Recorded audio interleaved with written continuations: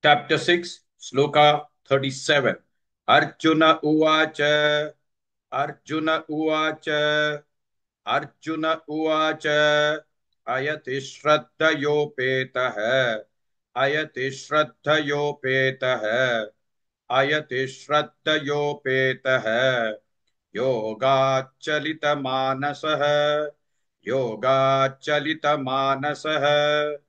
योगाच्चलितमानसः अर्जुन उवाच अयति श्रद्धयोपेतः योगाच्चलितमानसः अर्जुन उवाच अयति श्रद्धयोपेतः योगाच्चलितमानसः अर्जुन उवाच अयति श्रद्धयोपेतः योगाच्चलितमानसः अर्जुन उवाच अयति श्रद्धयोपेतः योगाच्चलितमानसः अर्जुन उवाच अयति श्रद्धयोपेतः योगाच्चलितमानसः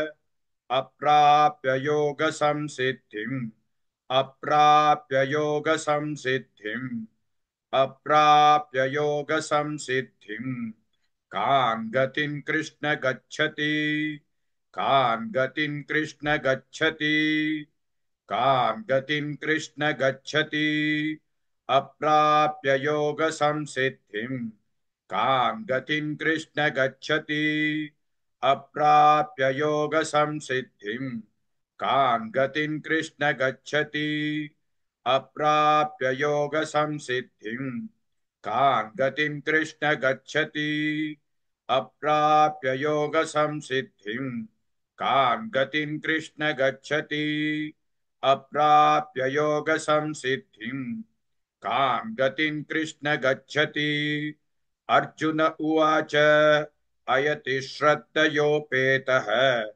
योगाच्चलितमानसः अप्राप्य योग संसिद्धिं कान् गतिं कृष्ण गच्छति. Please like and share this video because you could be instrumental in helping someone around the world recite the Srimad Bhagavad Gita, thereby helping them to have a life of unending opulence, victory and prosperity. This is mentioned in chapter 18, sloka 78. Yes, don't forget to buy my book, Leadership Can Be Child's Play. Namaste.